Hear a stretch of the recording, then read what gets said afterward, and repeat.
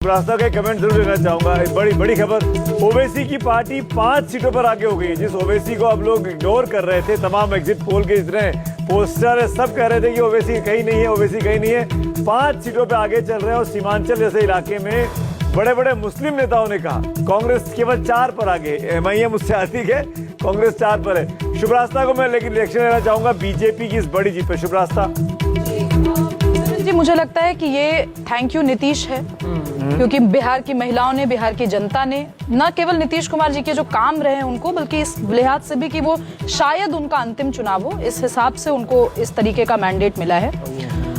एक चीज पे जिसे मैं लगातार बोलती हूँ, जिसपे शायद चर्चा बिहार के पॉलिटिशियंस भी कम करना चाहते हैं, वो ये है कि पिछले 5 दशकों से बिहार समाजवाद के एक यूनिक मॉडल के साथ आगे बढ़ रहा है।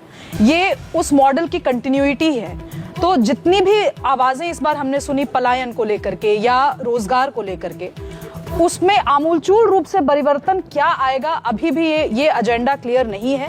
क्योंकि ये इंटरेस्टिंग भी है, क्योंकि बीजेपी जिस तरीके की बढ़त के साथ आगे आ रही है, अगर बीजेपी एक डोमिनेंट पॉलिटिकल पार्टी होती है तो क्या वो समाजवाद के इस मॉडल को लेकर आगे बढ़ेगी, या क्या उनका एक अलग अप्रोच होगा?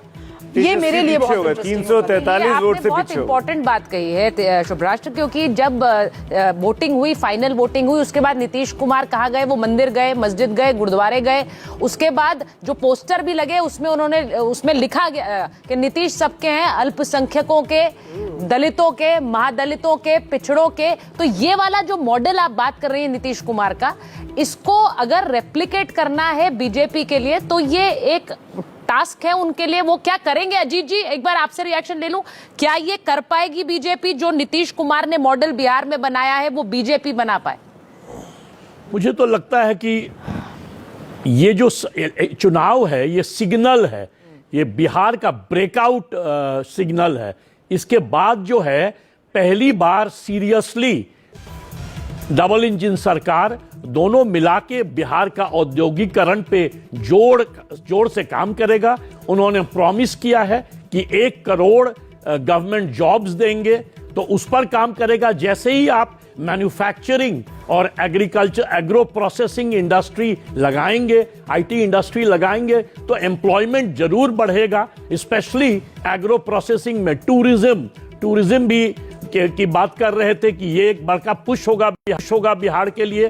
तो मुझे लगता है कि अब जो है Bihar second phase of development पे चला जाएगा। सिर्फ पानी, बिजली, सड़क नीतीश कुमार जी 20 साल में किए। एक चीज याद रखिएगा, 14% ग्रोथ रेट है बिहार का, सेकेंड हाईएस्ट बाकी सारे राज्यों को ले लिया जाए। तो अब जो है सेकेंड फेज ऑफ डेवलपमेंट होगा, और नहीं करेंगे तो फिर वही हाल होगा जो तेजस्वी जी का हुआ कि जो 25 लाख महिलाओं को अब 10-10 हजार दिए गए। अखिलेश जी, वो भी एक राजस्व पर एक बोझ है। तो यहाँ से वो जो डेवलपमेंट प्लान को लेकर आगे बढ़ना है, एक बड़ा बोझ उस 10,000 का भी बिहार के राजस्व पर है। और ये कह रहे हैं कि हम एंटरप्रेन्योरशिप का मॉडल दे रहे हैं, हम उनको स्वरोजगार दे रहे हैं। हाँ। और फिर इस बात पर उनको जांचा जाएगा, परखा जाएगा कि जो 10,000 रुपए की सहायता दी गई है, इसमें उन्होंने कितना उसको इंप्लीमेंट किया, फिर इसको आगे भी बढ़ा करके 2 लाख रुपए तक हो सकता है। तो ये एक अच्छा मॉडल जो कि इकोनॉमी में कंट्रीब्यूट कर सकता है।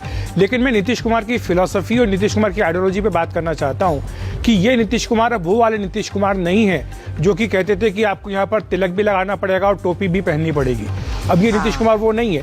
अब ये नीतीश कुमार जो है ये बीजेपी के साथ कदमताल करने वाले नीतीश कुमार हैं, जिनके समर्थन के साथ यहाँ केंद्र में मोदी सरकार चल रही है। आपने देखा होगा कि जो तमाम विवादास्पद मुद्दे रहे हैं, चाहे वो वक्फ बिल हो, चाहे दूसरे इस तरह के बिल हो, इस पर जनता दल यूनाइटेड ने खुलकर यहाँ केंद्र में साथ दिया है। और ये बात मानते हैं वहां पर भी, वो जो बात अमिताभ जी ने शुरुआत में कही थी, मैं उससे सहमत नहीं हूँ।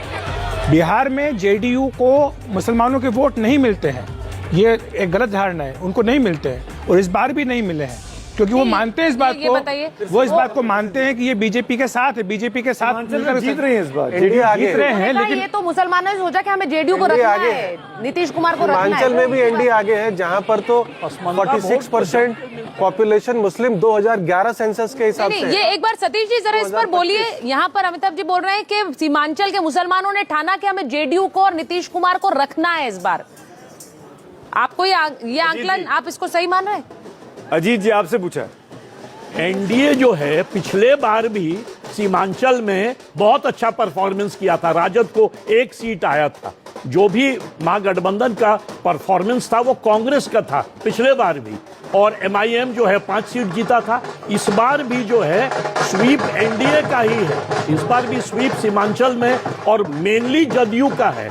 ऑफ कोर्स बीजेपी जीतता है पोलराइजेशन करके, पर जदयू जीतती है पसमंदा मुसलमानों के वोट के बेस पर। और पसमंदा के लिए जो काम नीतीश जी ने किया है, आज तक कोई सेकुलर पार्टी ने गरीब मुसलमानों के लिए इतना काम नहीं किया है। उनसे जब पूछा गया कि भाई आप क्या रिलीजन के बेस पर रिजर्वेशन देंगे, उन्होंने कहा नहीं।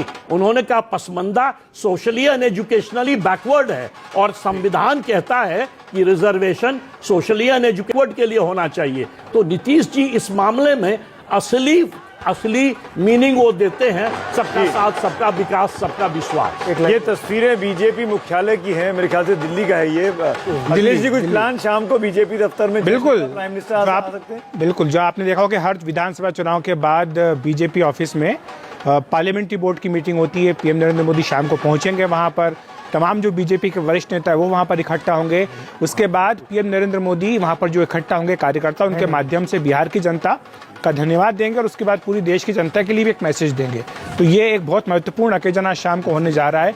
आप ये देखिए, जो मैं थोड़ी देर पहले जिक्र कर रहा था, ये 5वां बड़ा चुनाव है पीएम नरेंद्र मोदी की अगुवाई में जो बीजेपी ने जीता है। बिहार की अगर हम बात करें, 3 लोकसभा चुनाव हो गए, 14 का, 19 का, 24 का चुनाव लोकसभा का, और 2020 का, और अब 2025 का विधानसभा चुनाव। तो 5 बड़े चुनाव हैं। ठीक वैसे जैसे कि यूपी में बीजेपी ने जीते हैं पीएम नरेंद्र मोदी की अगुवाई में, वैसे ही बिहार में भी जीते हैं। तो ये एक बहुत बड़ा दिन है आज बीजेपी के लिए।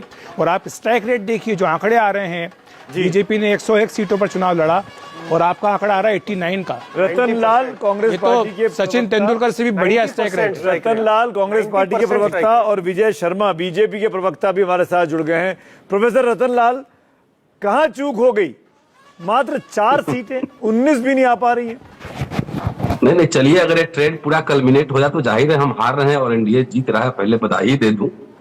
लेकिन बिहार की सोसाइटी में, बिहार का रहने वाला भी, इतना कॉम्प्लेक्स सोसाइटी है, ये आप समझ लें कि मुसलमान भी वोट दे दिया, यादव भी वोट दे दिया, ये एक हाइपोथेटिकल मसला है। और अभी डेवलपमेंट की बात हो रही थी, पहले उसी पर थोड़ा 1 मिनट लूं। आप देश में विकल्प देने की बात कर रहे हैं, लेकिन बिहार में अगर हम आपकी सीट देख रहे हैं तो आपकी लड़ाई जो है अब वो 2nd ग्रेड में आ गई है। एआईएमआईएम चुनाव में जीत हार होते रहते हैं, चुनाव में हार जीत होना अलग बात है सर। आपके बारे आपको लेकर लोग शॉक भी नहीं हो रहे। 61 सीटों में 4 सीट। आप सुन तो लीजिए, चुनाव में जीत हार लगी रहती है। इतना विकास हुआ है देश में, पूरे घी की नदियां बह रही हैं कि वहां पे 5 किलो अनाज पे 80 करोड़ से ज्यादा लोग दे रहे हैं। बिहार में सरकारी अस्पताल, स्कूल, कॉलेज, यूनिवर्सिटी इतना बढ़िया हो गया है कि बीजेपी एनडीए के नेता, उनके बच्चे, ब्यूरोक्रेट के बच्चे वही इलाज करवा रहे हैं, वही पढ़ रहे हैं। अभी गिरिराज डेवलपमेंट की बात कर रहे थे, बरौनी में 3 कारखाना है, रिफाइनरी है और फर्टिलाइजर है और थर्मल पावर, वो कांग्रेस का बनाया हुआ। पूछिए ना इनसे कि 20 साल में कितने पब्लिक सेक्टर यूनिट बने और कितने यूनिवर्सिटी बने और कितना मॉडर्न स्कूल बना है, इनसे पूछिए। अरे यही तो आपका काम था चुनाव में।